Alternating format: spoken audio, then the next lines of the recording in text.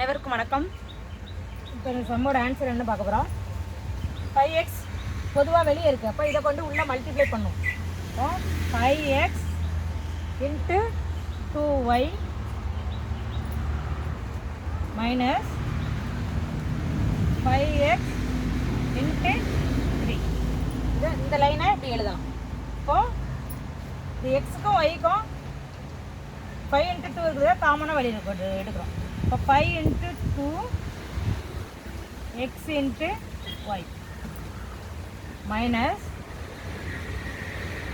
5 into b common எக்ஸை வெளியே எடுக்கணும்.